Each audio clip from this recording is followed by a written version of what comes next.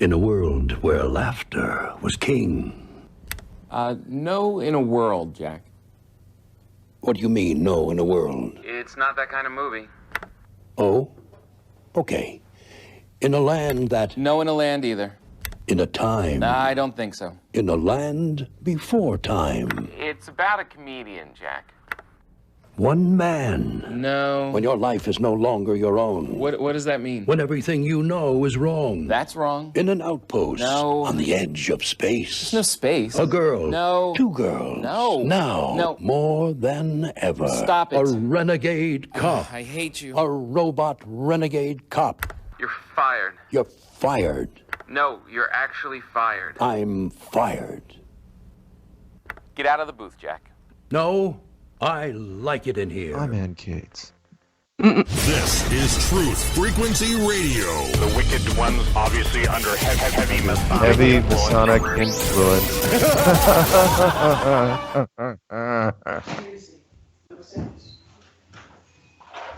Where's my music? Sorry.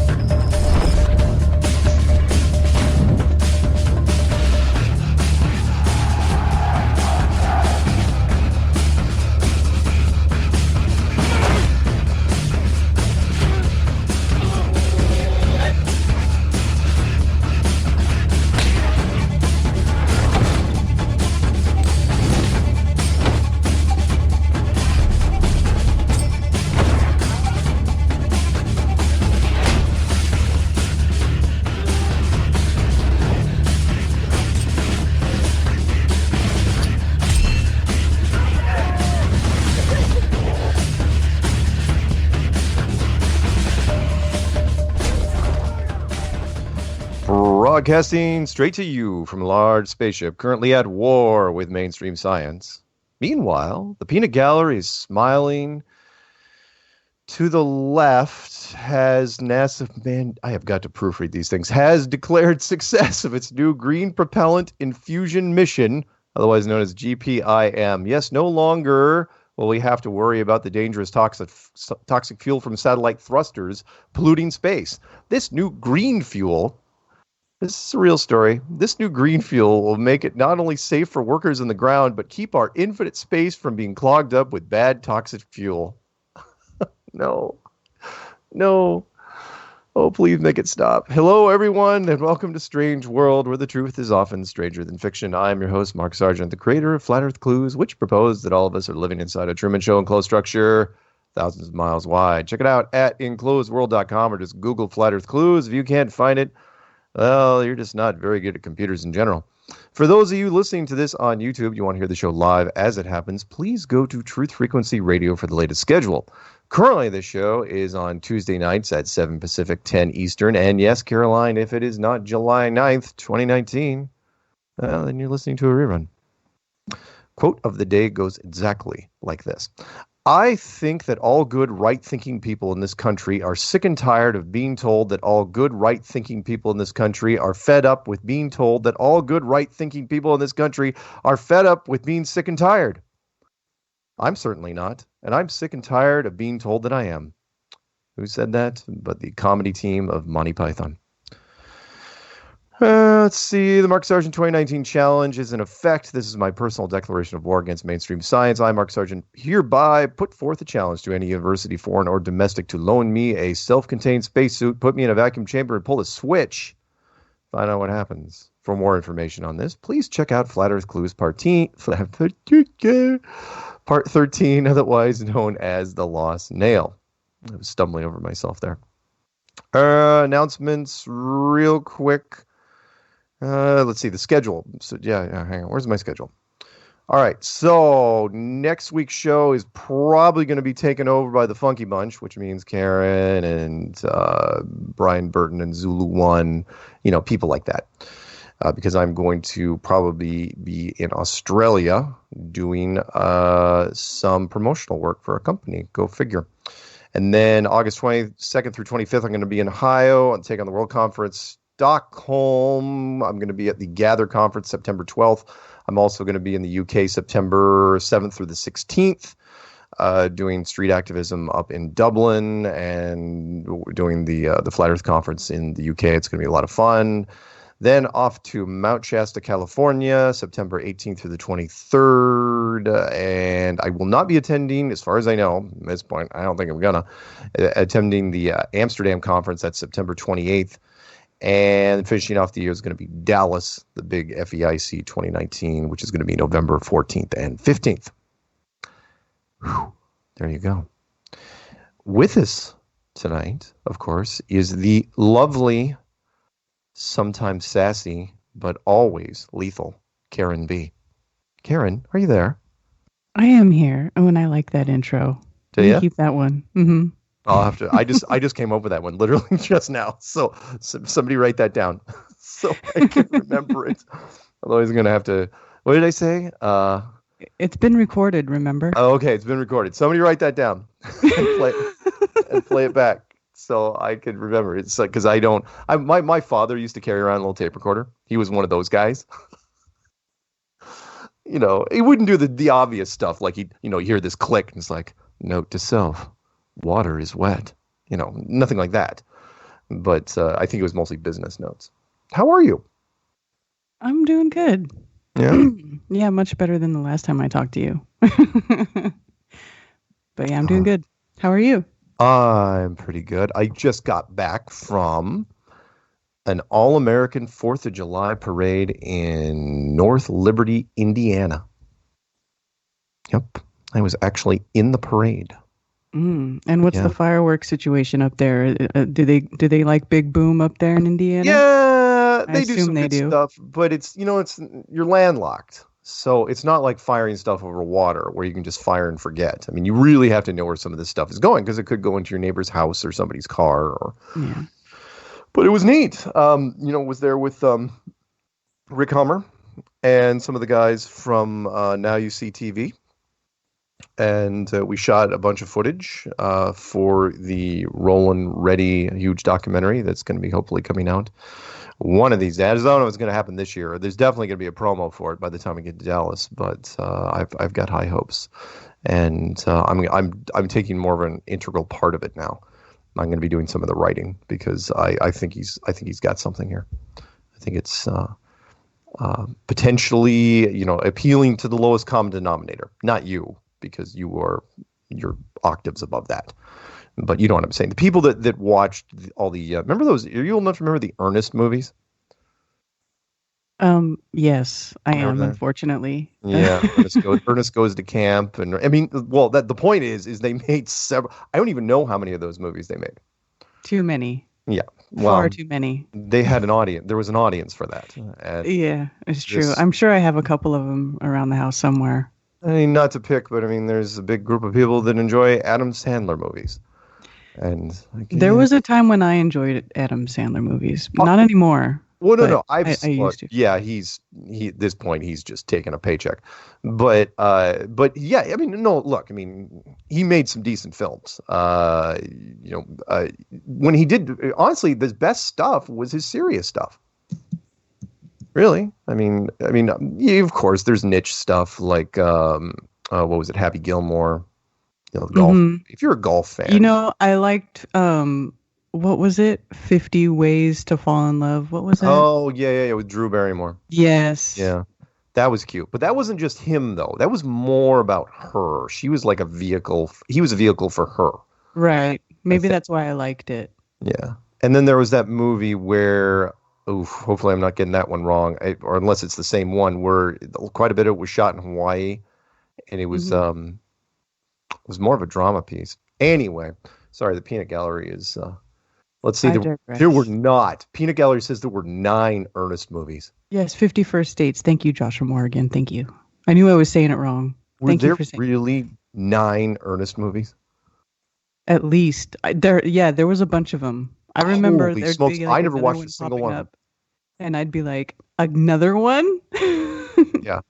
Well, I mean, Fast and the Furious 27 or whatever they're up to. I get that. But yeah, there we go. The Ernest movies. Yeah, and I know why you get that. I know why those movies are popular. And it has nothing to do with the writing. No. No, it doesn't. No, but I mean, look, they made 5 Transformers movies, but 9 Ernest movies. Well, I have no doubt that Roland Ready is going to be a success. Then I have no doubt. Yeah, because it's politically safe. He touches no hot buttons out there, and when you're around Roland, and I'm gonna be hyping this thing up more as we go along. You always feel like the smartest person in the room, always. And it's just he's very, very he makes you feel at ease all the time, and so I have high hopes for it because I think it'll be a sneaky way to because this documentary is about his flat Earth journey. Mm-hmm. Yeah, I know. He told me all about it in Raleigh, because he was in Raleigh, right? And so he was showing me the stuff that he got. And I can't wait for it to come out. I mean, even back then I knew he had some good stuff, and I'm sure he's done a lot more stuff since then, and he's added to it, and it's going to be, I think it's going to be awesome. We were there for the money shots, basically. The parade, shots. Well, I people get that. If you're on the internet, you get that. But actually, well, we don't want to get into the clinical definition of because it's going to just blur. But the great shots, we basically came up with the bookends for this thing, which are the parade. It was beautiful. I mean, he was going to have because Roland has basically the run of the town in North Liberty, Indiana. And so he had military and fire and police that were basically at his given command. And at the last minute, these veteran biker group showed up, and he convinced them to be in it. And they're what kind of precede his car and drive around a car. It's very effective. The footage, was shot with multiple cameras and drones, and it's beautiful. So I think it's going to be a lot of fun. So. Yes, indeed. Yes. So before we're not going to take callers quite yet. So I see everybody stacking up 530-304-336-619-306-864-544 and so on. But I wanted to do. All right, Rain Man, what are you doing? What? There's definitely 258 toothpicks. Definitely. Well, no, I rate them off so people know that they're calling in. I mean, I can see them. Well, don't they know that they're calling in? I mean, they have the phone to their ear, don't they? Yes, they do, but I'm just acknowledging them. I'm not going to call them out by name because I'm not supposed to do that. But anyway, so I got some physical mail I wanted to read real fast. One was from a guy named Matt Galloway. It was really, really short. He literally sent me a sticker, a flat Earth sticker that he bought off of eBay, which I thought was really, really interesting. The sticker says, "The globe is the lie." Mm-hmm. And the O in globe is actually a globe on a spindle. So I attached it to my speech clipboard, which I take with me to these events now. And it says, "Mark, I bought this on eBay. I thought you..." It's very exciting. The other email, the other regular mail, I've got to read real fast. This was much more elaborate. I don't know if you remember me telling you that a guy from Croatia sent me a bunch of Croatian chocolates and all this other stuff in the mail. So, would you mind if I read this real quick? No, go ahead. Yeah. Did you eat the chocolates? No, because if I have too many chocolates, I break out even now. My body chemistry is so finely tuned. I don't know why. That if I have 5 Hershey's Kisses, there will be a pimple in 48 hours. Wow, guaranteed. Mark, no, I didn't know you were so delicate. Thank you, Karen. It's always nice when a co-host is encouraged. And I'll know to handle you with care from now on. Wait, when am I running into you next? Is it before Dallas? Have I seen you before Dallas? I don't think I am because you're doing Amsterdam. I'm not. That's right. You're not going to be in UK, and you're not going to Shasta. That's right. Anyway, okay. So let me read this real fast. It's not very long. Okay. He's in Croatia, so we'll assume that he's Russian. Dear Mark, please find the best chocolate from Croatia in this package as gift to you from me. There is the only one God, and there is the only one best man on the flat earth, which is you. Thank you for your every smile and whole brilliant work, which is greatest in human history. I'm not making this up.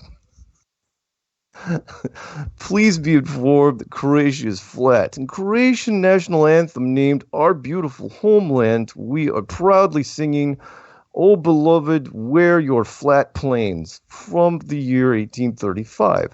From Croatian mountain, vet built over our flat Adriatic Sea, you can see Italy even distances more than 100 miles. Video evidences are on USB stick. So I had to find the USB stick that he sent. I was like going through the box. It was like loose, rattling around. Please find in this package also first book from Croatia regarding flat Earth from my good friend, Mr. Elvis Duspara, Krug Zemeliski, Earth Circle. And I would like to buy your new book as soon as possible. God bless you, America, and all people on flat Earth. Best regards, Stanko Peric, Zagreb, Croatia, Europe, flat Earth. There you go. How's that for fun? Wow. I know. and I am super flattered. I do not think my work is greatest in human history. I think you should have those chocolates sent in for testing. They're okay. I mean, actually, anything's better than American chocolates. You know, we make so many. Are you sure you didn't eat any chocolate? I didn't eat any chocolate? Yeah. Like just now. No, why? Does it sound like I ate a bunch of chocolate? Am I like all jazzed up? I was just, I don't know. Anyway. What does what was one that eats a lot of chocolate sound like? Because I have heard. I don't know. That that accent was very distracting.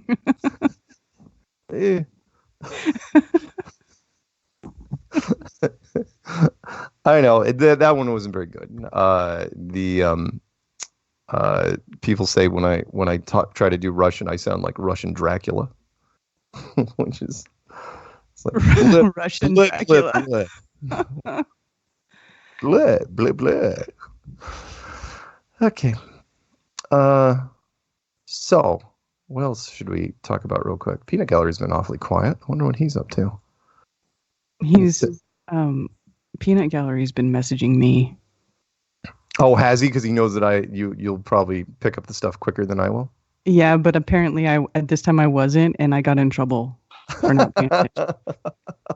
No. Well, if you wait till he like starts yelling, doing the whole all caps thing, then yes. Yeah.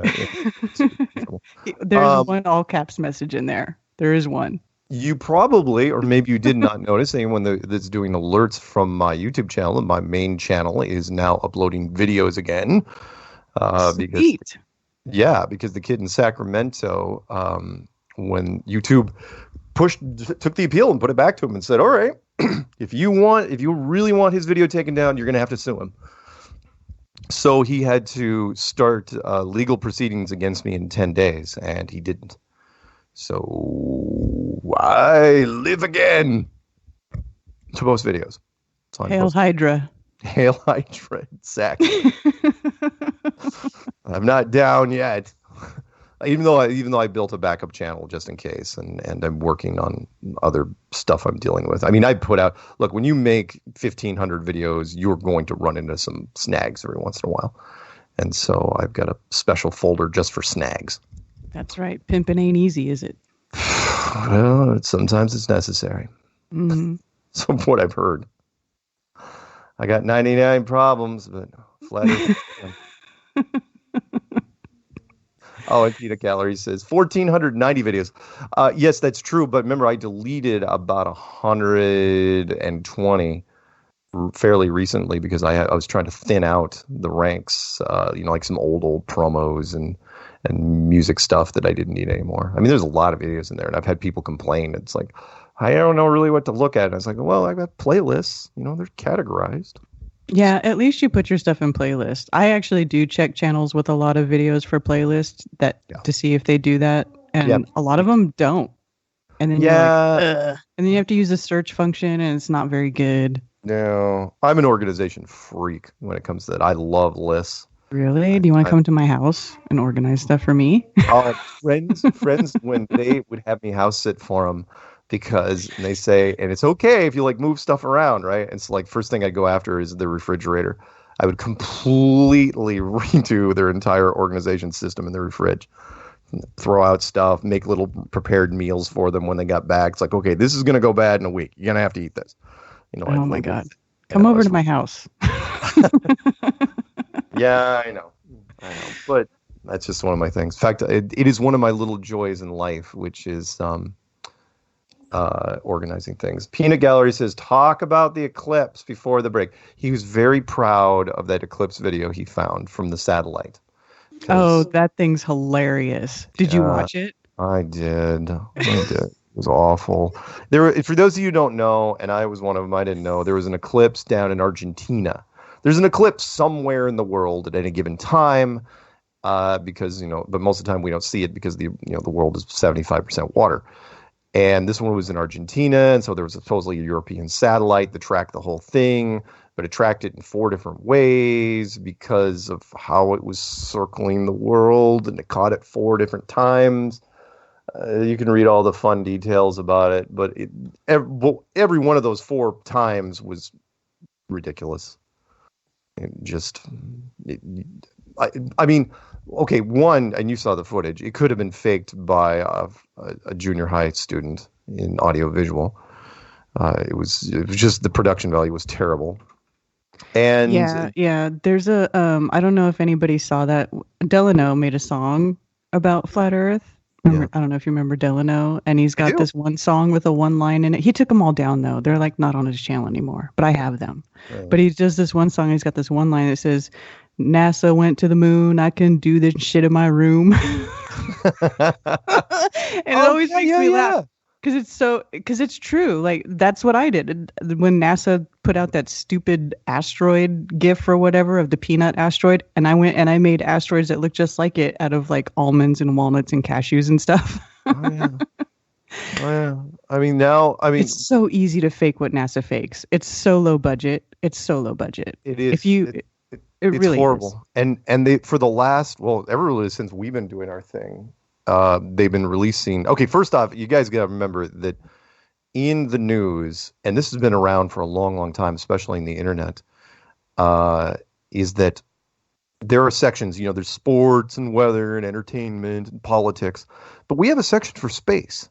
It's always there. They're always updating it with new and ridiculous stuff. It's just fascinating to me because we never go. I mean, most of the time, we don't even send probes or anything. I mean, it's not like, we've got people on Jupiter and Pluto and stuff like that. So whenever they release, what I was getting at was the asteroids. You just remind me of that, like the Halloween asteroids that apparently come around every year now. Yeah, they look like skulls. They got like the themed asteroids. It's so ridiculous. The Christmas asteroid, and then NASA for the 4th of July this year, first time, a red, white, and blue constellation explosion just in time for the 4th of July. It's really? God. Wow, that's fascinating. I didn't know galaxies could tailor to American American icons. That's what you want to do, because the American flag. Oh yeah, that's universal apparently. Yeah. And people with 3 teeth in their old head are going, wow, look at that. Red, white, and blue. That's just like our flag, honey. Yeah. Woohoo! America. He's my brother and my father too. Woo!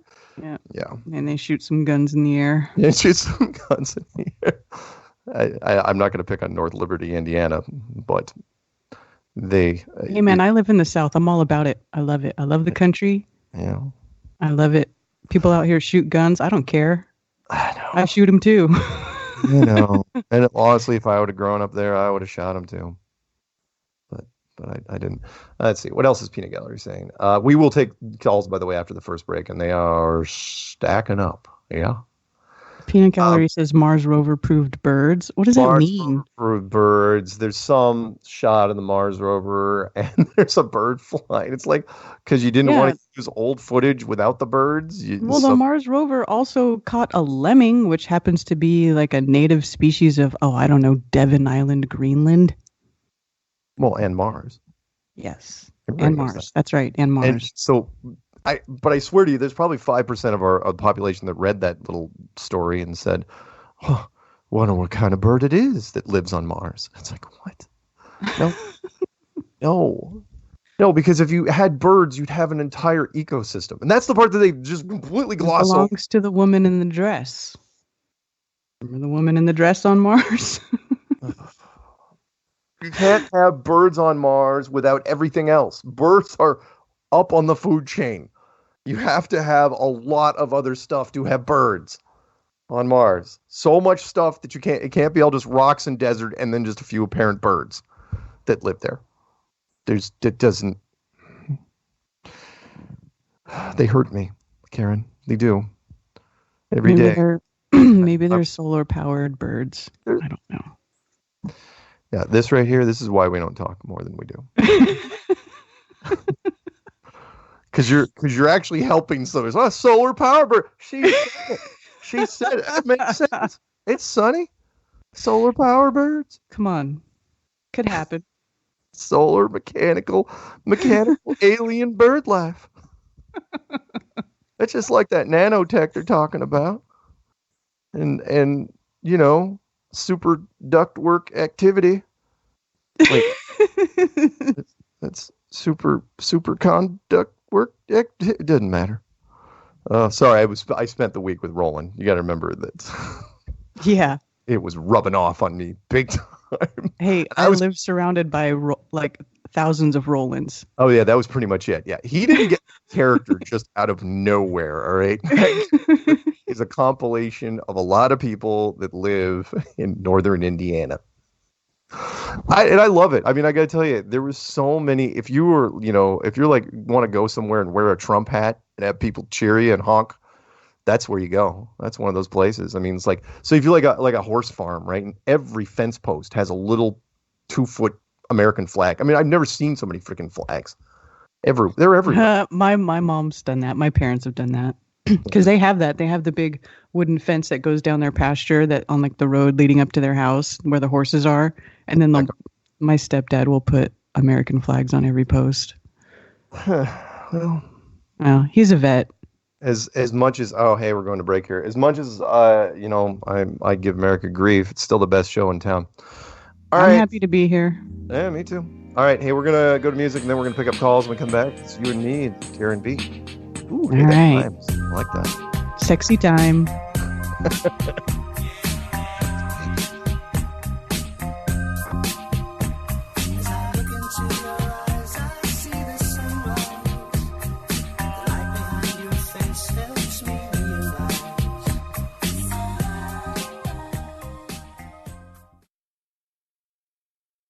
You are now tuned into the truth frequency. Your protection from deception. TFR. Truth Frequency Radio.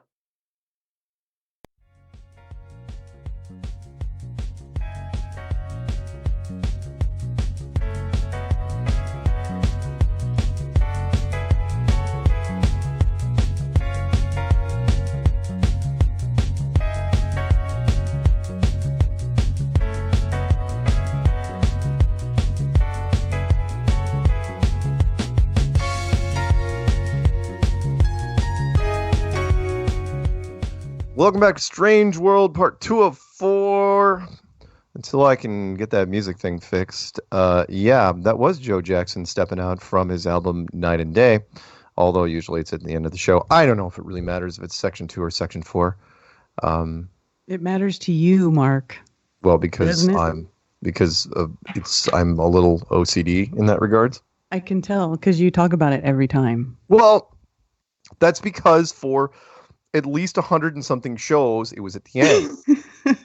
Now it's not. Yeah, I get it. That would probably bother me too. Well, no, I'm lucky. The reason why, guys, is because there was a server crash at TFR, and he was trying to rebuild stuff. And I gotta tell you, he got most of it right. So I'm not going to complain too much. And Chris and Cherie do a wonderful job, and the fact that they're helping support a Flat Earth program, one of I think 6 on this network now, which is super great. And why? Yes. Why wouldn't we be? I mean, remember, we made the cover of Newsweek a couple weeks ago. So that's right. Which I have to build build into the speech now because it's kind of a big deal. That in fact, you probably knew it was one of my early goals was to get on the cover, not necessarily me, but the Flat Earth thing on the cover of Newsweek or Time. And Time has been notably quiet during this whole thing. Time magazine has not really touched this much, nor has like Life magazine. Nat Geo's touched it, and Newsweek has gotten on it. But but did you touch it? Oh. No, I'm I sorry. did. I couldn't. Yeah, I know. But you just said it too many times. Yeah, there are going to be some innuendos in this show, no question. You just keep talking about touching it. It's not my fault. I'd like others to touch it, to be quite honest. But don't get me started. Hey, that sounds like a good time to go to the calls. Let's pick up 530. 530, you're on with Mark and Karen B. What are we doing? Well, after that comment, wow. I don't know. It started out innocent. I was going to do my Russian accent, but not now. So, hey, Mark, how's it going? Hey, Karen, it's William. Hi, William. So I think I know why that bird is on Mars. It was just a thought. I don't know, but you know how the scientists say that the dinosaurs are now birds, right? So what if the birds, when they first evolved and could fly, they didn't think it through and flew to Mars, not realizing they couldn't breathe? Anyway, that's what I believe. Nice. Good. So, good. Thank you. Yes, please, you know, anybody that calls in, please come tell me your best theory on how the bird got in the snapshot from the Mars rover. Best theory for birds on Mars and Best theory for birds on Mars. What do we give them? That is my theory, and I did that in my lab with a jacket on. So you're saying that a bird held hard. its breath while flying from Earth to Mars, basically. Listen, I didn't say that. You're putting words in my mouth, but what I meant was that I don't know. I just, I don't know. I don't have my lab jacket on right now, so I really can't get into the details. So, okay. I'm sorry, guys. Okay. Well, you think about that and you call us back. Yes, sir. Yes, ma'am. So anyway, Mark, that was 4th of July last week, huh? And yeah. I get a nice view of the fireworks we do over the river by my town. And I literally just sat in front of my apartment, watched the fireworks, and it was pretty cool.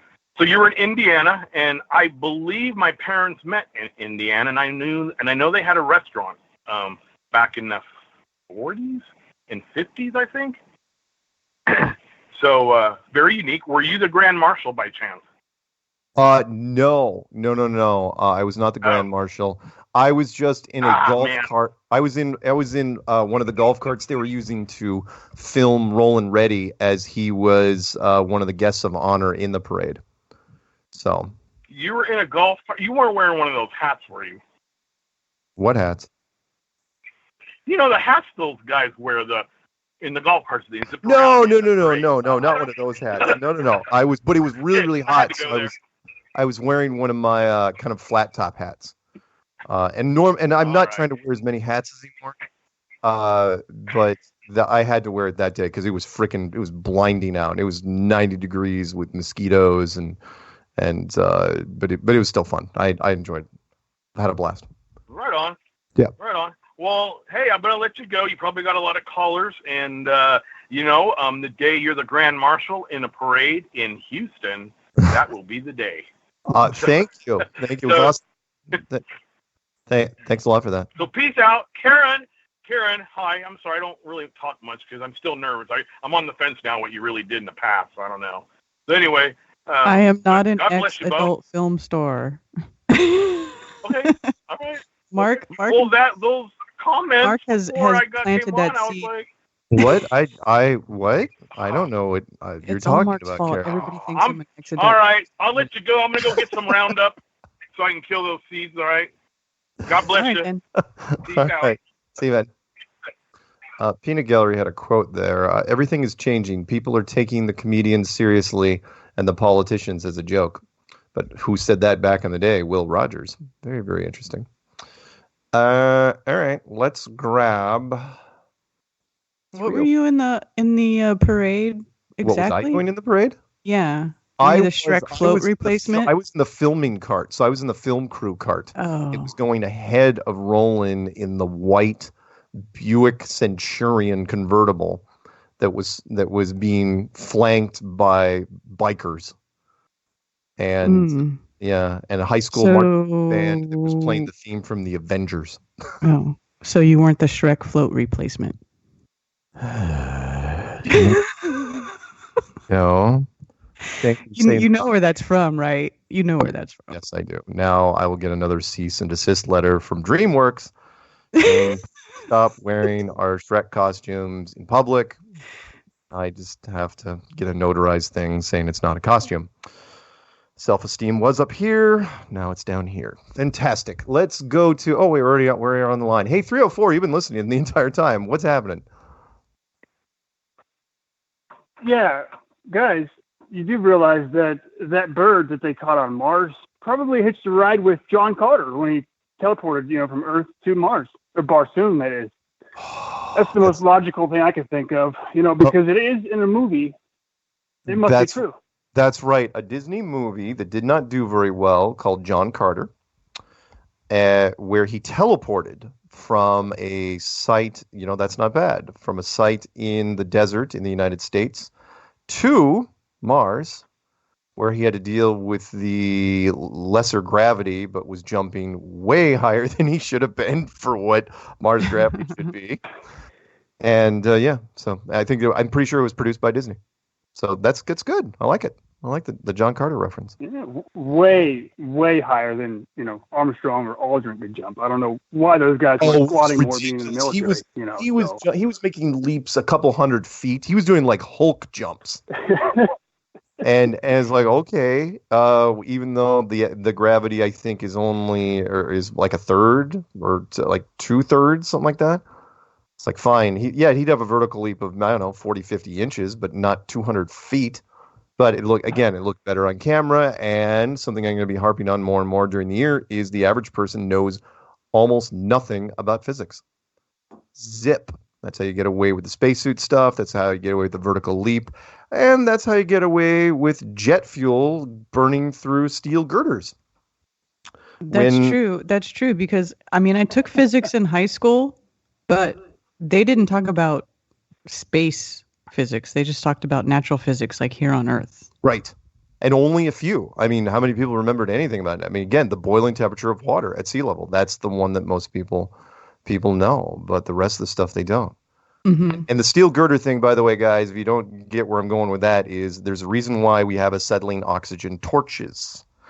Because that's the only thing you can use to burn through steel.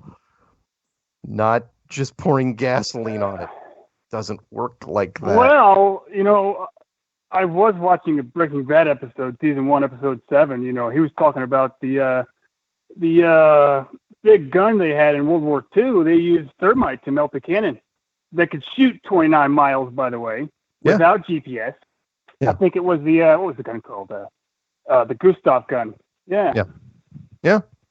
Yeah, good one. So, thermite. And thermite's chemical as well. Thermite is a very specialized. I'm not going to tell people how to make thermite on air, but that's also something that you can't burn in a jet engine. Gasoline doesn't burn steel. It can get it hot, sure. You can get lots of things hot. You know what I'm saying, Karen? But it's not going to burn steel. Nice. Oh man. Anyway, anything else before we send you off awkwardly into the night? Whatever, you science denier. Yeah. Oh man, good stuff. You guys, I just want to say Godspeed to everybody at FEIC, whether, all the crap going on, but I'm just going to go ahead and say Godspeed, Rick Kamarowski, but Robbie Davidson, Mark Sargent, Karen B. And P.S. You know who that means. Patricia's dear. Yeah, who's the Rain Man now? Yeah, it's this guy right here. All right, Mark, hit me with your mute sticks. Hit me. Okay. Hit me. I thought you were going to say hit me with your best shot, and now that song's in my head. All right, see you, man. All right, let's jump over to 619. 619, you're on with Mark and Karen. That's San Diego. That is San Diego. What's happening? Hey, guys. Yep, Hey. San Diego. It's Hey. George in San Diego. Hey, man, Karen, you're really lighting his ass on fire tonight. It's great. That's why he brought me here. He'll never admit it. It's not her show, but please go ahead, address her. That's fine. That's good. I don't care. But what We all else? love you, Mark. I know. What We else? all love you, Mark. Oh, thank you. No, but my best guess my best theory as to why the bird is on Mars. Maybe some bacteria contamination on the Mars rover. What's the word?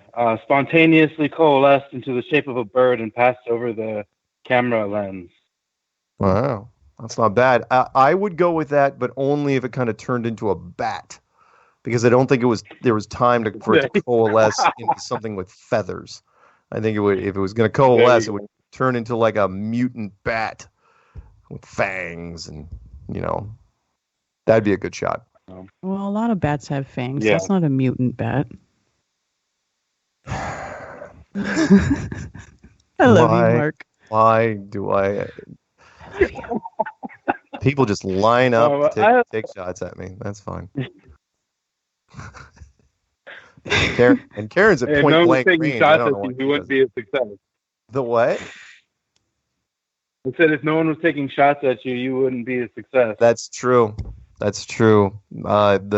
paper, the guy that wrote in the New Zealand paper, and as much as I hate to say it, there's my T-shirt, and that is Mark has a goofy warmth that is instantly disarming. Yep, that's what I am. Goofy warmth. Yep. I do have a serious quandary for you guys. Yes.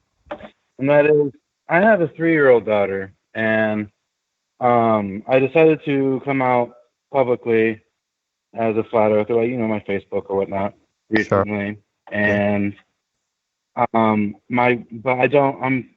conflicted as to what to do with when it comes to teaching my daughter, because she's already being taught the globe model. Every single kid show that she watches, from Sesame Street to Dinosaur Train of all things, talks about space.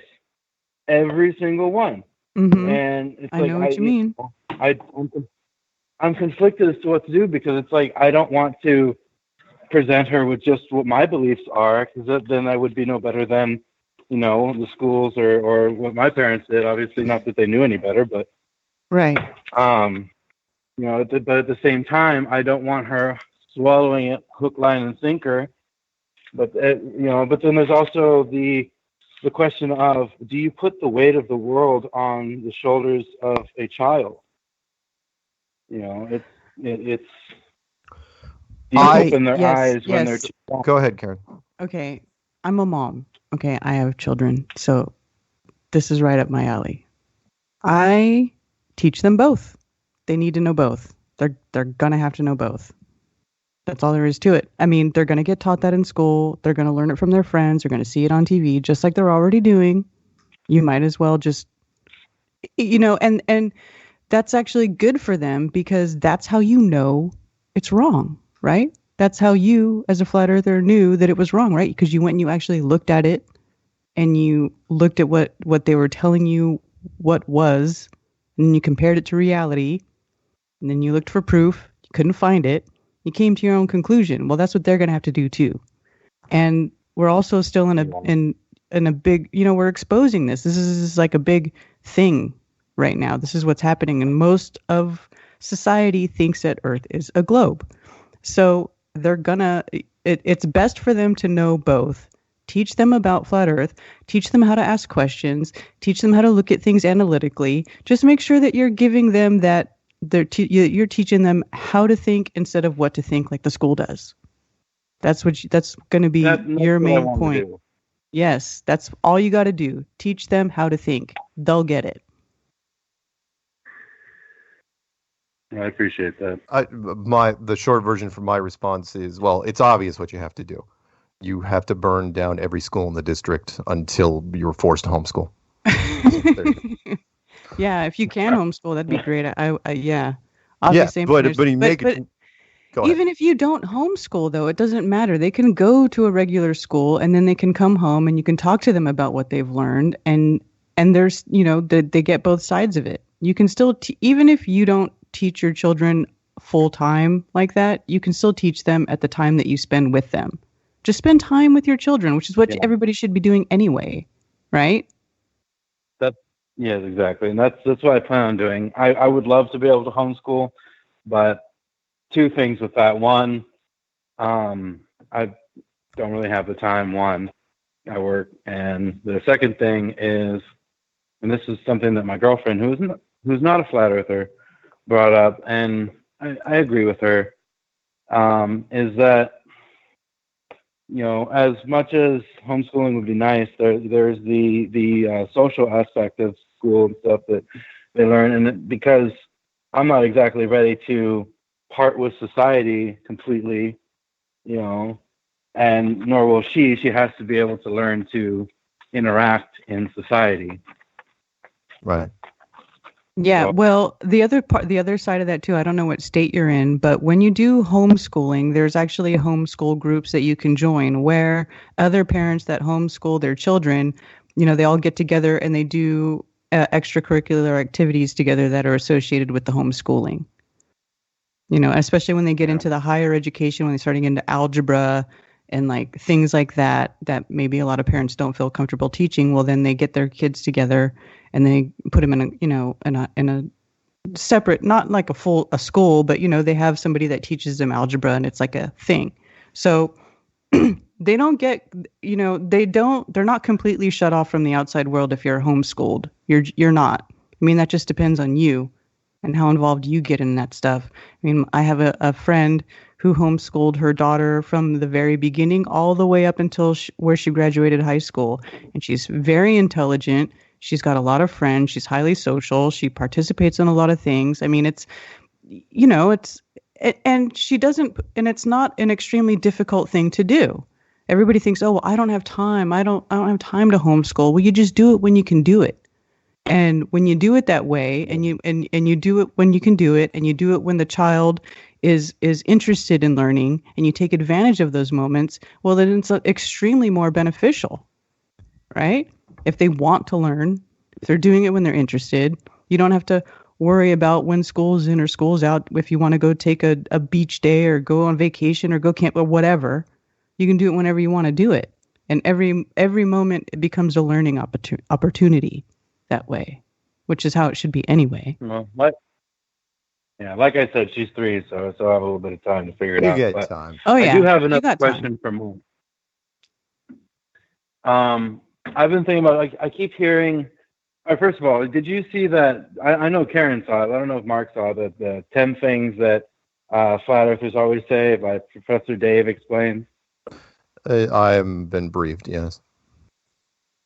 Yeah. Well, I don't know, like in that and several other things I've seen, like, Globeheads like talking about it, is, talking about this gradients when you come to the molecules in the atmosphere and the upper atmosphere and all that. And it always struck me as funny because it's okay, so gravity is holding these molecules in place, even though there's supposed to be zero gravity, because the astronauts are floating around and you see the water floating around in the ISS. So if there's nothing pulling it down for either something as massive as a human or just a simple air molecule, right? Then how does that work? And then also, how does the moon stay there? It's complete bullshit. And it's funny to hear people say that. And I just, I want to hear that point brought up, that you can't have it both ways, where there's this gradient and then there's no force at that altitude that the ISS is supposed to be. There's no force pulling anything down. Sure. It's clearly evident. I absolutely agree. And let me address this point, and then unfortunately I got to send you off because it is a call-in show, just so you know. Which is, I try to boil it down for people. And the big one with gravity versus the vacuum of space is I say, okay, imagine you're in a room right now and the second floor of your building has been turned into a vacuum chamber with a cork in the ceiling. And you pull that cork. What do you think is going to happen? Well, the air is going to equalize. It's going to be violent. It's going to be instantaneous. It's not going to be like the movies. And where you're just like, get some duct tape. No, it's not going to be like that. And you're probably going to black out and maybe even die. And, it's going to be that fast, depending on how big the chamber is above you. And my question is to anybody in science is, well, if gravity is down where you are in this lower floor, how come the air instantly equalized? And not a scientist out there alive will say that it will stay in that room. It's absolutely going up. So why didn't the gravity hold it down to the ground? And then you say, well, what's your point? My point is, well, what's the difference between that and making the room very, very big? Nothing. In fact, it's even worse because the universe is apparently infinite and full of vacuum.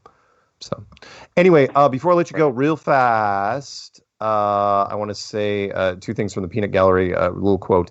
One, education can get you the only thing that really matters in today's world, that being an assigned parking space. That was from Jean Perret. And he even said the same thing, which is teach both models and let them discover the truth. There you go. With that, I got to send you off because I want to take one more call before the break. Okay, man? All right. Thank you, Mark. Thank you, Have a good one. See ya. All right, let's grab. How about 306? 306 up there in Canada. What's happening? Hi, Mark. Hi, Karen.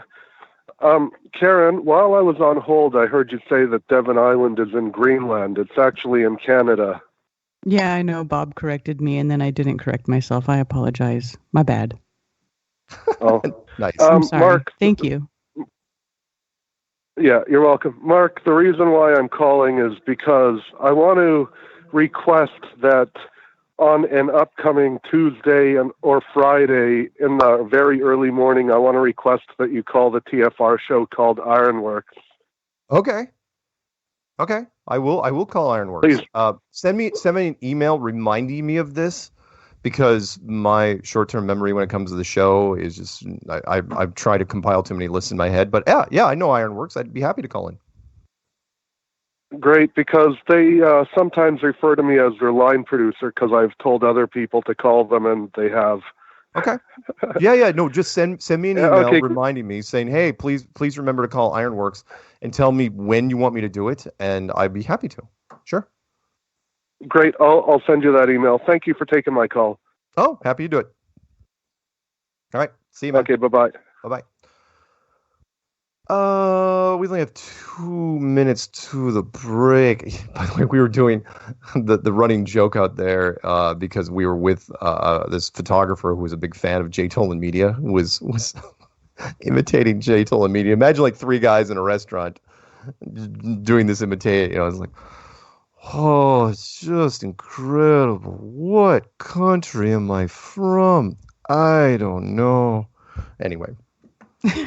So we were just any dialogue we could do. We were imitating Jay Tolan. No offense, Jay Tolan, you do good stuff, but your delivery is even better.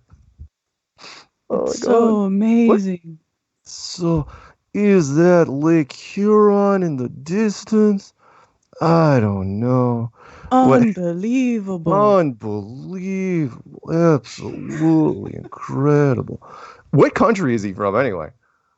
Oh, I don't know. He was on Jaron's channel with it, and they did an interview, and he said, and I totally forgot, but yeah. Was he just like that in real life? Oh, yeah. Yeah. Well, not as dramatic as the video. He wasn't hyping it up? No. Oh, God. It's good stuff. It is good stuff. It's like, because you're looking out these amazing distances, and he's just, you couldn't hype it any better. In fact, I would prefer that it was hyped in a foreign language more than American. American, that's just amazing. Just incredible. Yeah. No, wouldn't have to say. He can draw it out. Oh, hey, we're going to break. So we're going to come back and we'll pick up, I don't know, 504. Oh, sweet. 367. I want him to touch it, Karen. I do. You can touch it. Go ahead. Hey, you can't touch this. Do do do do do. Oh my god. My name is Ella. You must unite what has been set asunder. We are TFR, Truth Frequency Radio.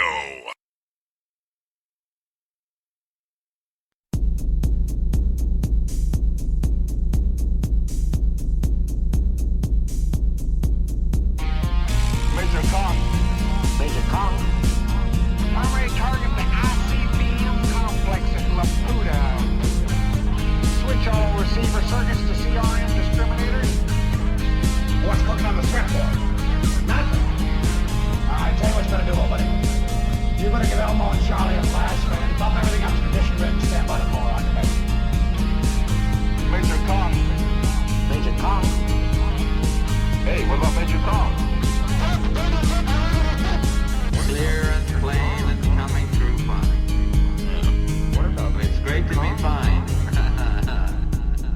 What about Major? What's happened? You see the string in my leg scarring. What about Major? I never told you. Hey, what about Major Kong? Welcome back to Strange World, part 3 of 4. We're taking calls. We got Karen B on the line with us. And again, I've already forgotten. Somebody email me how exactly I described her when we introed the show. Because if Karen approves, well, that's a good thing. All right, let's pick up. Who should we pick up? Karen, are you even there? I am here. All right, just checking. Why do you keep checking?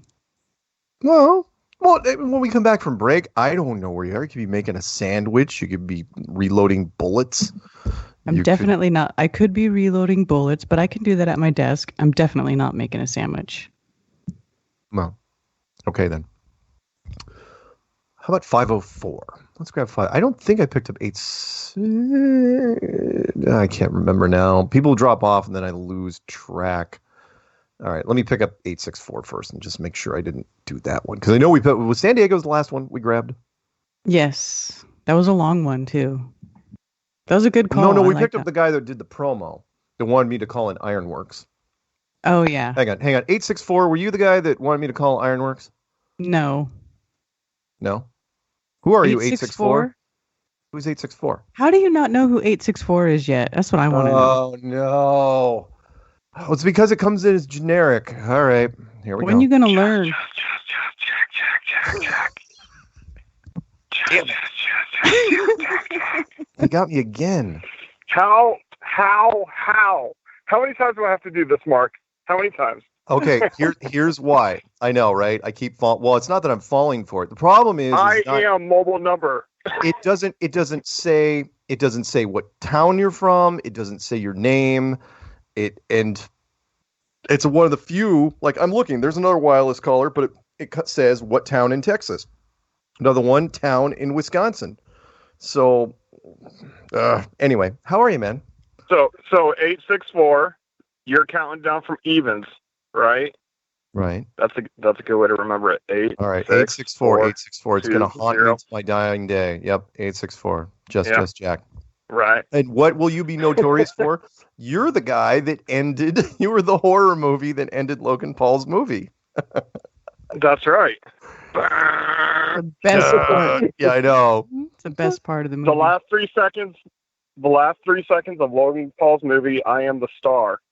I am the hero. That's true. You are. So, yeah. I was going to talk about something else, but man, that guy from, what was it, San Francisco or San Diego? San Diego. The homeschool guy? San Diego, yeah. No. Yeah, so you know me, Karen. Yes. Dude, I have 8 children, okay? I homeschool them all. They're all very bright. I tell them both sides, and I show them how stupid the globe model is. I show them how stupid the heliocentric model is. But I talk to my children, and this is something that I think, people need to realize is they've instilled this thing into our culture that we should just let kids be kids, right? And I understand the concept. Like, you don't want to give them too much responsibility or too much pressure of the world. But in the same event, you're also not teaching them, right? Because you want to just keep them dumb children. Right. You know, Yes. you just like, oh, don't tell them that. You know, that's too much. Like, kids be kids. But I talk to my children as if they're human beings, you know, as if they're people. And They're capable because of that, contemplating much more complex things than we give them credit for. absolutely. And sometimes, you know, if you're open with your children, you talk to them like people, they can come up with some concept that you've not even thought of, and they actually make really good sense because they're not pre-programmed with some nonsense that, you know, they've been fed in school. Yes. You know, so it's crazy because, like, you know, as far as the socialization thing, my children, you know, we live in RV life. Shout out to RV life, and my children, you know, we host at some parks and stuff, and they get to meet all sorts of different children, you know, all different cultures, races, you know, financial backgrounds, you know, like my children are very, you know, interactive with other children. But the funny thing is when my children and, you know, we go out to certain events and stuff, and my children will carry on conversations with the adults, you know, in between playing with the children. Of course, they play with the children as well, but sometimes they'll get involved in a conversation with an adult, and the adult will come to me and they'll be like, wow, your son is really smart. I kept forgetting I was talking to a child. And some adults actually feel uncomfortable about the idea because they're like, you know, I don't think that I should be having this adult conversation with this child. And see, that's what I'm saying, like the cultural thing, you know, he's worried about the, you know, the social aspect of going to school. But that's because we've been programmed that that's what they need. They didn't even have school, you know, before the early 1900s. And even then it was like schoolhouses where you'd have multiple ages and, you know, of the children in one schoolhouse, you know. It wasn't like now where we have, you know, 30 children stuck in a room for 8 hours waiting for the bells, you know. Shout out to the dinging bell for the dogs. Yeah, it was know? a much more intimate setting. Like it was actually almost kind of like homeschooling back then, but it was just a very small Absolutely. group. Yeah. Exactly. And the only thing that was taught in original schools, and it was produced by the local township, not by a government authority, and it was simply to teach reading, writing, and arithmetic. Because at that point, once you learn how to read and write and do arithmetic, then you can study your own thing, and you can dig into whatever you want. You know, Abe Lincoln didn't go to school, and he was a lawyer and became a president, right? I mean, it's the construct that's been built in this society that we're trying to take down.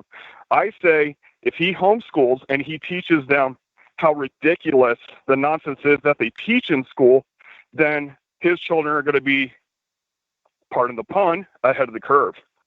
Because once this whole system comes breaking down, which I believe Flat Earth can do, then his children are going to be ahead of the curve.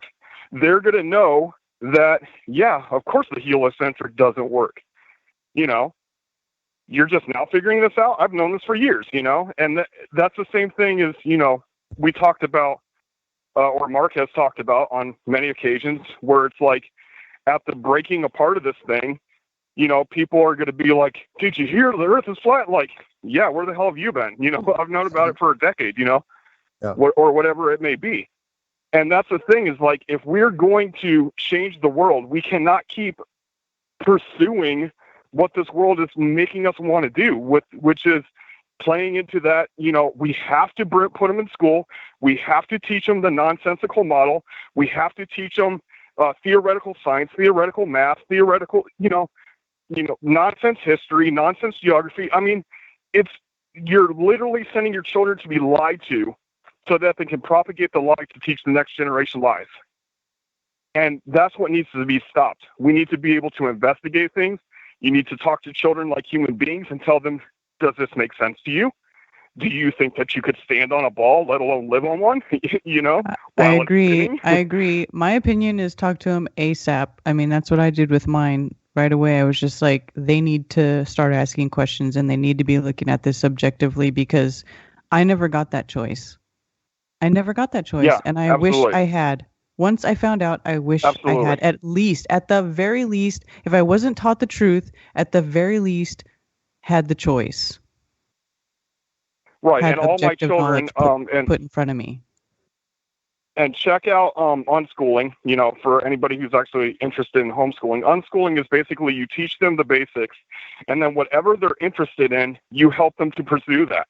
So, you know, some of my children are, you know, one is wanting to be a car designer and mechanic, another one wants to be a welder, another one wants to go into like entertainment, but they want to do it to propagate truth instead. I mean, there's a lot of, you know, I have 8 children and they're all different and they all have different interests. But the thing is that if they're studying what they love, then like school is easy for them, because it's just them investigating what they need to do to pursue what they want to be or what they want to do, Right. you know, and they can grow their own interests. That's And exactly the thing what I is, was like, this talking whole- about earlier, whereas you take advantage of that learning opportunity. When they take the interest in something, you nurture it. Exactly. Right? Exactly. Yeah. 'Cause I mean, we that's- have, you know, it's just like, okay, Karen, you know, my 4-year-old stole something from Karen's house. And this is the first time she stole. And like I told Karen, as soon as I came in, I was like, you know, she stole from you, but this is a teaching opportunity, you know, because I had to explain to her, you know, how would you feel if somebody took your stuff, you know? And that's the thing, is like everything is a teaching opportunity. We don't have to send them away to strangers to teach them whatever they think they should be taught. You know, when you send them off to school, and by the way, people who don't know this, legally, by you sending them to school, you're giving the school a right to take your child if they see fit. It actually, that's in the, you know, in the fine print of the release forms that you sign when you put children into public school. They can literally take their child from you if they think that you're unfit. So, like, maybe if they start talking about flat Earth, they might think it's too crazy, and they start pushing agenda. Well, you know, they're unfit parents if they're teaching them that the Earth is flat. Or Who if knows they what miss it's going to more come than to, 10 because days of school. you see that. Oh yeah, that's why I had to pull my children in the first place, is because I started living according to the scriptural calendar instead of the pagan calendar, and they missed too much school, even though we let them know months in advance. They call them It doesn't unexcused matter. absences. They consider it unexcused, and they'll come get right. you. Exactly. And they were talking about if they miss any more school, they're going to have to fail them, and they're going to have social services look into our, you know, situation. And, you know, so we started going through the process in Florida to become Florida unschoolers. And I'm glad that, you know, we got them out when we did. We didn't do it for the simple sake of we want to homeschool our children.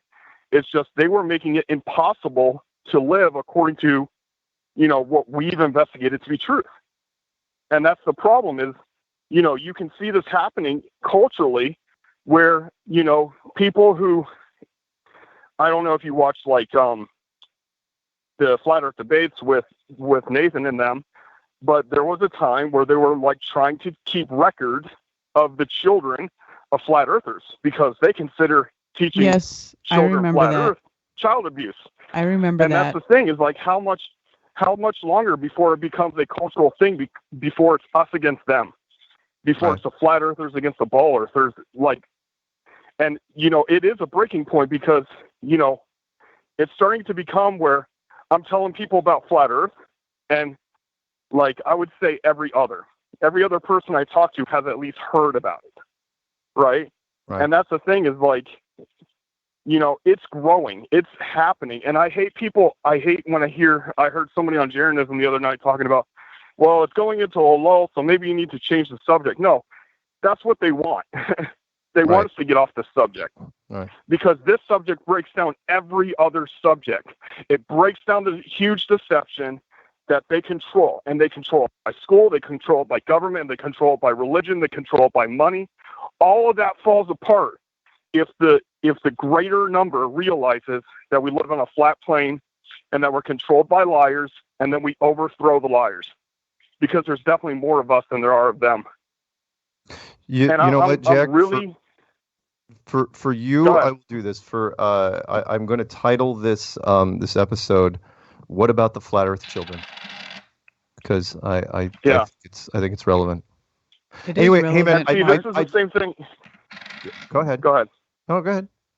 I was gonna say it's the same thing. Like, in every aspect of my life, I'm tired of just going along with the narrative. I want to check and see if what I'm being told is the truth, and I teach my children as I'm learning. They're learning. Yeah. That's exactly. all. Exactly. It's awesome. And I know, Mark, I know you say you want us to say we have the children. We do. We do have the children. Oh no, I actually was going to say it this show. It's in the book. So don't worry. Don't worry about the children. We have the children. Teach the children. Teach the children. I seriously, one of my goals in life is to say that to a United States Senator. I really want to do it. Teach the children. And just watch the horror in his face. It's like, what? Well, you don't have to. You don't have to teach a child that the Earth is flat. You have to teach them that it's a ball and spinning. Yeah. There you go. Know what I mean? Yep. Yeah. But so we have children before they go to school. That's right. All right. Hey, love to spend the whole episode, and maybe we'll do that in an upcoming. Yeah, I know. I got to let you go too. I love you both. Talk to you later. All right. Love you, Jack. Bye-bye. I will love Jack and Carolyn and their whole family. They're great. And they live right by me. It's like a blessing. I love them. Aw, that's so nice. They came and helped me this weekend. Did they? Yes. That's really cool. 2 days in a row. They're awesome. Hey, good people. Let's grab 504.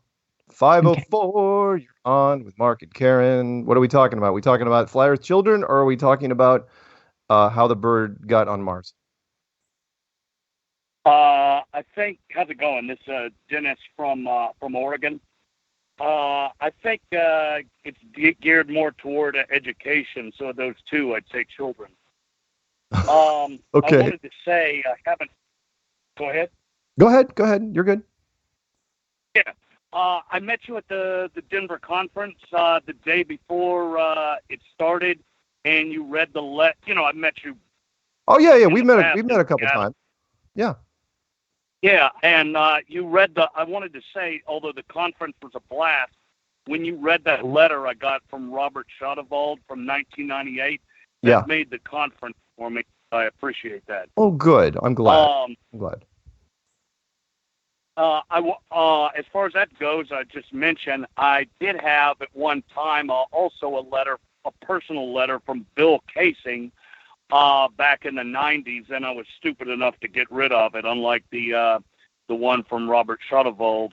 And just FYI concerning Bill Casing, who's famous for his book We Never Went to the Moon from the 1970s by Albino Lupini. It's on Amazon and also Lulu.com. Cool. That's awesome. What I mainly wanted to say was it's that I did a conference, a mini conference back that you helped promote back in January. I think it was 2016. I remember this. Yep. I remember this. Yeah, and now the setup. I want to say the setup went real good. It was basically me. I had a few other people helping, but most of the setup, because I'm a one-man show, it was in a swank hotel with free drinks and displays and everything, but I didn't have enough time to go into the content, so it was okay, but I winged it, basically. Sure. I wanted a follow-up that's done right, and I remember when I met you in Seattle, you were telling me about cities with the biggest flat earth communities. Right. To my memory, you said Denver was the biggest, and Seattle was probably the second biggest. It was right up there, definitely. Yeah. Okay.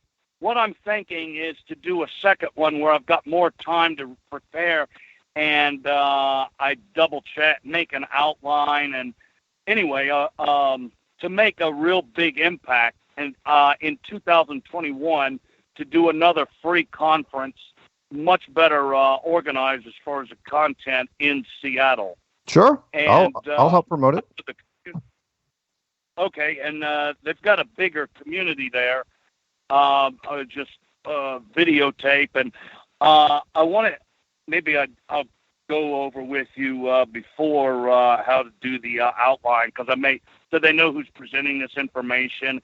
Maybe sure. An hour about a segment about my background and discovery, what have you, but not to dominate the conference at. But I do know that the focus of it is going to be that what people are unaware of in the flat Earth community and anti-flat Earth scholars may be aware of, but they're largely deny it or minimize it, or modern historians of science. Since about 1990, you see a sea change in the, I'm talking about flat Earthism, basically up until about the time of Aristotle, or before that, everybody, both flat Earth and anti-flat Earth, everybody acknowledges that the real ancient nations were all flat Earth originally. There's no controversy there. There was a book came out in 1990 that's been unfortunately very influential. The old histories of science all admitted that the early Christians church fathers were predominantly flat Earth. Inventing the Flat Earth by Jeffrey Burton Russell reversed all that. So I'm going to refute that, argue that from Constantine to Muhammad, Flat Earthism was the dominant science.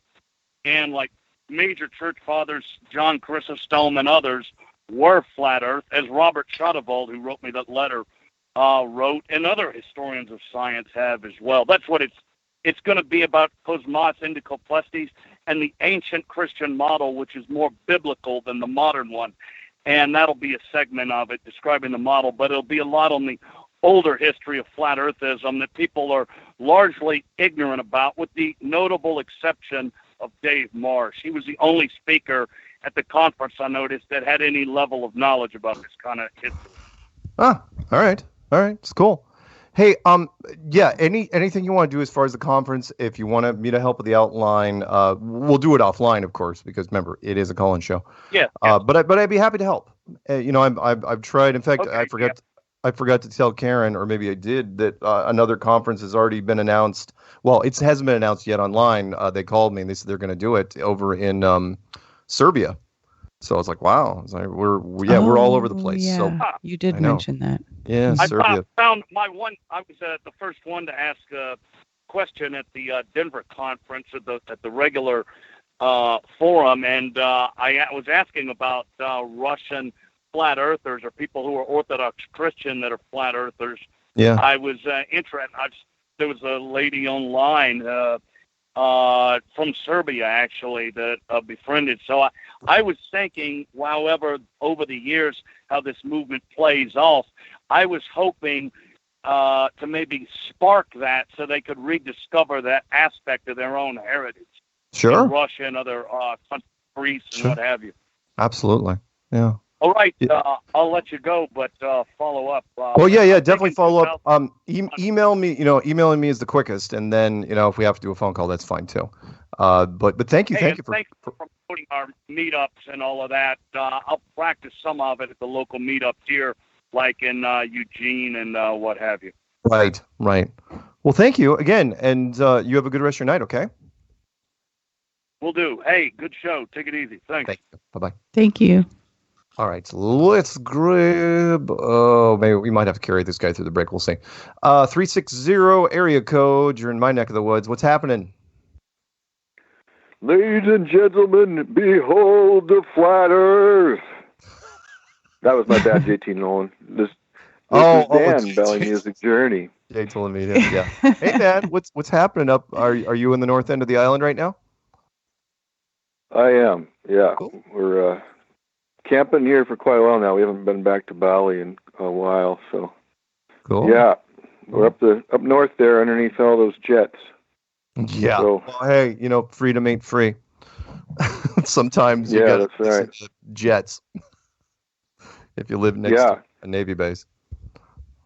Yeah, great show, you guys. Good job. And I saw Karen B posted a 5G video I need to watch, too.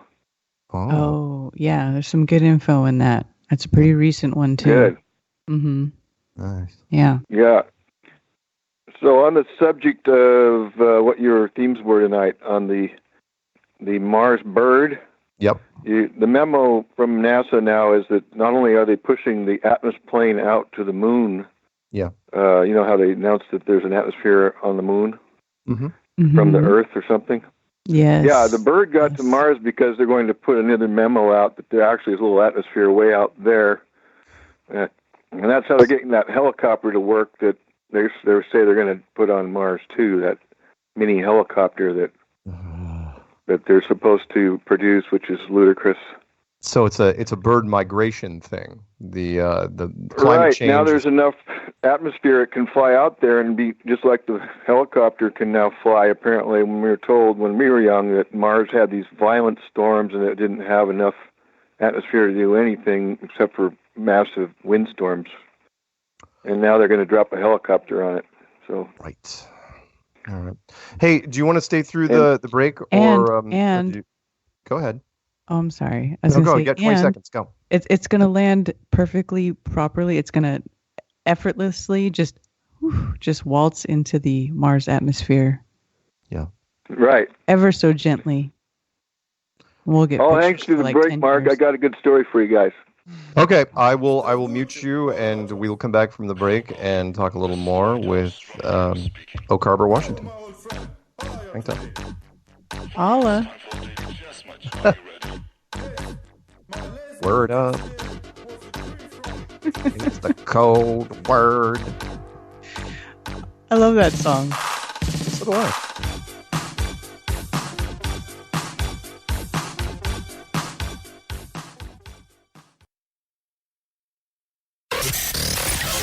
Real people, real radio.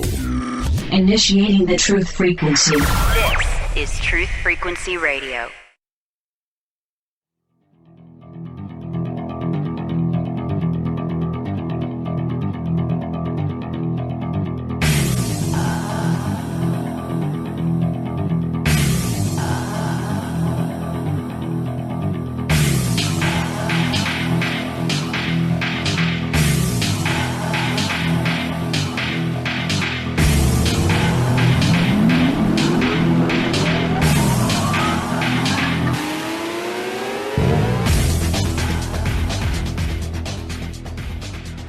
Welcome back to Strange World Part 4 of 4. It is Karen B and me and you, the listeners.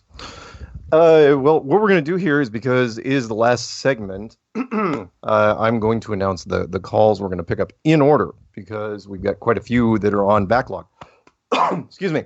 So we're going to pick up Oak Harbor again, and then we're going to pick up 425, and then 845, and then 502, and then 920. That's the order we're going to pick them up in, and then if anything is after that, we'll grab them, just to let everybody out there know.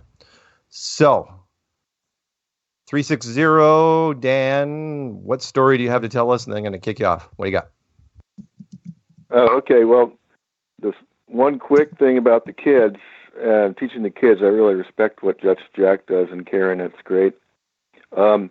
I'm flat smacking the libraries, because what I found out is if you search online and they have no books whatsoever about Flat Earth or about the Apollo hoax at all.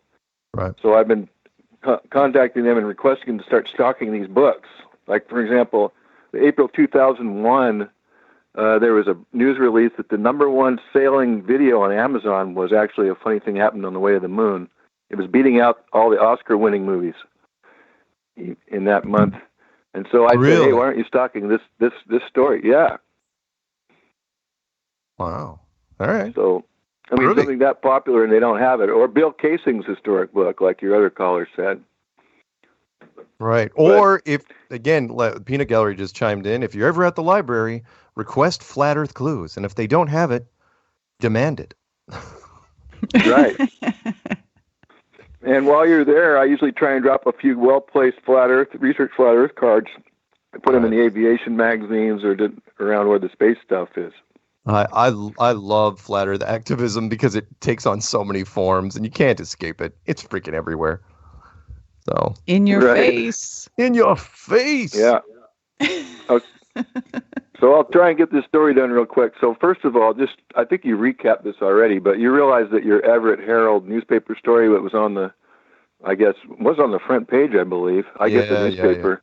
Yeah. And the final results of that poll, I screenshotted it. The final result was that over half of Everett Herald, the home of a certain giant aviation company that rhymes with going, as in going nowhere. What? You can't say it? It's Boeing Aerospace, people. We can say Boeing. Over half of Everett residents, over half of them that were polled believe the Earth is flat. Nice. And that was almost 400 people surveyed. So I thought that was pretty good. But to segue into about the next story was about a guy that worked at Boeing. He was an executive. And this friend of mine, who I'd only met once when I was 3 years old originally, heard me on your radio show. And he's kind of shy. He won't call in. But he found me again. I hadn't seen him in decades. And he said, dude, you're into that flat Earth? So am I. And then he got to talking about a story about his relative who had a clock on the mantle that he later gave to him as a present. He kept saying, hey, there's a secret in that clock. And my friend would keep opening up the clock and thinking that there's something inside it that the message was supposed to be in there. Yeah. Well, this guy was a retired Boeing exec, and a lot of those guys got this clock when they retired. So finally, his bells went off when he learned about the flat Earth, because the clock that they give, I'll put it up here on the YouTube for you guys, but I'm sure you guys have seen it. That flat Earth Seiko clock, world clock. Yeah. Which I bought one now too. Nice. They're going up in price, by the way, because they're given to Boeing execs. Mine says 1983 President's Club on it. Cool. It's an inside joke because they know the Earth is flat at the top of the food chain, I guess. And so what that guy was telling my friend when he was a little kid is he was trying to teach him to keep examining the world, because that clock was revealing to him that this clock has a plane flying around the record player flat Earth map. Yeah. You guys have seen it before. Yep. So, yeah, he was a spooky story for a while, but finally he figured it out after decades, Nice. He got the gift like 20, 30 years ago. So better late than everybody never. should get one. That's really, really cool. Yeah. All right, man. Yeah, that's about it. But maybe he'll call in someday. Maybe. You know what? If he's listening now, I hope he does. Yeah. Well, thanks you guys for all the work you do. All right, Take man. care. Talk to you soon. You have a good one. We'll see you. Yeah. Bye-bye. Yeah, a lot. All right, let's jump over to 425 area code. 425, you're on with Karen and Mark and, I don't know, millions of people. What's up? Millions. Hey, Mark and Karen. It's Ted. Hi, Karen. Have you ever called into the Mark Sargent show before? I have not. Long-time listener, first-time caller. Have you ever called into the... I have another question. Have you ever called into the Karen B show before? No. Looks like I'm going to have to now. It's great. Well, you'll have a chance in a couple weeks when I'm gone yet again. So that's right. Boom. Slowly taking over. I know you are slowly taking over. It was pretty dicey because there was a chance I was going to San Francisco, and that's been bumped. So my next one's going to be Australia in a couple weeks. So nice. So what's on your mind? What? I'm sorry. Go ahead. I'm going to Australia in about 3 months myself. Oh, cool. Yeah. But my theory for the bird on Mars is going to be like a Snapchat filter, I think. Simple. It works. Occam's razor. That's right. No, what was the answer? Wait, I didn't catch that. He said a Snapchat filter. Snapchat filter. Oh, yeah. There's that. In other words, fake AF. Yeah. That's right. somebody at NASA had a sense of humor. Or again, the odds say we've got some people inside NASA at this point that, they're just kind of milling around. They're not exactly high level people that are spilling the beans, but why not? I mean, look at the Newsweek cover, for example. The Newsweek cover was done by a completely different guy than the guy that wrote the article. And the cover was quite telling. It was a scientist pumping up the globe with another deflated flat Earth thing on the ground that they were trying to figure out what to do with. So what exactly was the message there? It was science creating the globe from an initial flat model? This is why art is one of the things that they have taken out of the regular state-funded curriculum. Right. Because truth comes out through art subconsciously. Right. You might not even be trying to do it. It just happens. Like, I have an art background. I have a lot of family who are artists, and I can't tell you how many times they just create a whole series of artwork, and there's like an underlying theme to the whole thing, and at the end somebody else points it out, and the artist themselves looks at it and they go, I had no idea. I didn't even do it on purpose. It just happened. It just came out. And that's why I think art is one of the things that has been defunded, as well as music, because that creative part, that part that sparks that other side of your brain, that creative part, that, there's nothing like it. So they took it away, just like they're taking away everything else. I agree. That's I agree. right. Pretty much. Anything else, Ted? Not much. I just want to say, it's awesome meeting you a few times over at Seattle Flat Earth meetups and everything like that. Cool. And yeah. Cool. Do you remember Ted, Mark? Yeah. I'm tall, big guy with tattoos. It's pretty easy to spot me in that. Oh, big guy. I probably would if I. Which when's last time I saw you? If you remember, like the lake. Last time I saw him was Lake Stevens. We had that little group circle. We were all talking about how we got into flat Earth. You were like right. Oh, after me. you got those monstrous arms, don't you? Yeah. Yes, I do. Yes. No, when he says a big guy with tattoos, no, I remember the shot where everyone's like doing the flat arm thing, and I was going, "What the hell is wrong with this guy's arms?" Oh, that's right, he's jacked up. Oh no, I'm not the guy like on the ground. No, that guy was huge. No, I'm the. Oh no, you're a different guy. Thinner guy. Yeah, different guy. Now I'm gonna have to look up. Yeah, I know what you're talking about though. I'm gonna have to find the Lake Stevens meetup shot and look at it. But cool. Well, again, Karen, I meet so many people I can't memorize them just by voice. I guess there's lots of muscly men in Washington. Well, and then I got what they say. It's pretty awesome. The gym is gay church. So. Oh, Mark. What? What? That's not a slam. It's true. There's a lot of gay people at the gym. What? I'm all God's children. I'm not judging. You know me, but we'll talk later, Ted.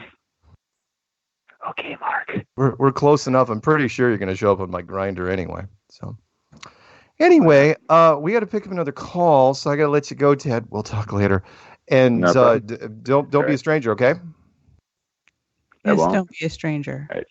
Yeah, exactly. That's code for we'll meet up later down at the YMCA. Code for backdoor conversations. Yeah, exactly. All right. See you, man. Yeah. All right. Let's jump over. Let's get rid of this with some nervous energy. Yeah, like this isn't gay enough. Ready? 845. Start spreading the news. I'm leaving today. I want to be a part of Mark's life in New York at the YMCA. New York, New York. Go ahead. Say oh my New York. God. Go ahead. New York, New York. That's right. Now. With my vagabond shoes. That's right. Oh my God. Oh my God. If you didn't say that, I would have been fine. That was it. You just killed me. Oh my goodness. We have a lot. And I want to say, so. I just got to say real quick, hello, Mark, and hello to the lovely, sometimes sassy, but always lethal Karen B. Yes. I went back and looked. Yeah, that's actually a pretty cool intro. I like it. Yeah, I liked it when I heard it. I was like, "Oh, Mark's being sweet. How cute." Well, I know I'm going to run into you Oh, my eventually this God. year, and I don't want you to like hit me too hard in the gut. I know. You don't want me to cut you. It's fine. So far, Yeah. Exactly. As Karen gets a box cutter through security. Wait, would you be Yeah. Anyway, so how are you, man? What's up? Lovely, lovely. Glad to hear both your voices. Having a good evening. Great show. Interesting callers tonight, huh? Yeah, I'm. And by the way, you go ahead. Go ahead. No. Finish. Oh, I am going to call it. What about the flat Earth children? I absolutely am going to call it that. So. Nice. Excellent. Nice. No, I was going to say you definitely sound like, I'm here to suck your blood, comrade. Yeah, totally. Totally Russian vampire. As soon as you said it, I was like, that's it. That's it. I've been trying to place it. Who is Russian vampire? Like? I was like, that's Russian it. Vampire. Right? He's like, give me some blood or some borscht. Yes. Too funny. Oh my God. Hey, did you know tonight Saturn is at its closest to Earth? Oh, I did not know this. Yeah, interesting. My wife found the article on it. Like, and then I was That's talking interesting. about. That makes me want to go try to take a picture of Saturn because I haven't been able to take a picture of Saturn yet from my location. Oh yeah, if it's clear, you should be able to get it tonight. And then it should be also. You should also be able to see it on the 15th when it's a full moon. All right. According to the article, anyway. Groovy. Oh man, awesome. All right. Yeah, I have a quote related to it. The scientific theory I like best is that the rings of Saturn are composed entirely of lost airline luggage. Mark Russell. I know, corny, but I thought it was funny. I was like, that's funny. The return quote from the peanut gallery. The return quote from the peanut gallery is, "If you're going to tell people the truth, be funny, or they'll kill you." That's from Billy Wilder. Yeah, that's the true. truth. It's true. That's why, Joan Rivers. Yeah, it is. Joan Rivers threw it out George there. Carlin. It George did not turn Carlin. into a joke. So. Right in your face, but funny about it. Well, be funny. Good stuff. Be more funny. Anything else? Not much. I went and saw the new Spider-Man. It was good. I enjoyed it. Yeah. I definitely enjoyed it. Yeah, it's the new I think Marvel. This kid is a good one. Oh, sure. I have no doubt. I'm just, you know me. I mean, come on. Tobey Maguire is he's like 40. He's not that old. Yeah. And yeah. Andrew Garfield also not that old. So it's like, all right. I didn't like him that much. That Andrew Garfield thing. Nothing. Sorry, I don't mean that. No. What? He's fine. I know. I was just about him. Just too British. Yeah, I know. No, too cowering, his character, the way his body, his mannerisms. I didn't like him. Yeah, blame the producers. All right, man. I gotta let you go. I've got at least 2 calls. I don't want to eat up your time. Okay. All right. Love you guys. Love you, Karen. Love you, Mark. Stay lethal. Where's my shirt? Stay lethal. It's good. Yeah, but knows how he is like. I love you, Mark, but love you, Karen. Yeah, you're getting more of the love, which is, it hurts me. It hurts me here and here. Okay. But I love you. Does that make you feel better? You're just placating me now. So we're gonna pick up 502. Hopefully 502 is listening right now, so he picks up the phone. 502. Are you there? You're one of the last callers on the show, but not the last. Well, good. I'm glad I finally got to the Karen B show. I've been waiting for this. Oh, serious? You guys should write that stuff down and take it on the road. It's so funny. Really good. My ribs. Oh, bandages. What? What's up? My theory on the birds on Mars. Oh God. What? The rover's not on Mars. Also on Razor. Yeah. No, seriously though, real quick on that. So did some research real quick. Mars's atmosphere is less than 1% volume of the Earth. So my question is, how do they have these violent dust storms and all these storms if they don't have That's volume a good of the question. atmosphere to hold it? How did the Mars rover land on Mars with a parachute without an atmosphere on a Mars? Yeah, because the parachute would have to be ginormous Yeah. for it to even begin to slow it down. It would have to be, it'd have to be 100 times bigger. I mean, it looked like a parachute that landed on Earth. It just looked like a normal. This is what. Who was talking about this earlier? That most people don't know about physics. Physics, it's me. People don't know physics. Yeah, they don't. You're right. They at don't. all. It's don't. how they got away with the spacesuit and this parachute and everything else. Because I looked at that for a long time and I didn't even consider whether or not there was an atmosphere on these planets and what ramifications that would have on the equipment that they sent there and how it would affect it and all that stuff. And once you start to think about that stuff and you look at their supposed success rate, it's like, you gotta be fucking kidding me. Excuse my language. Here's another real good thing for you. So the biggest problem the Mars rover supposedly have is they get dust over the solar panels.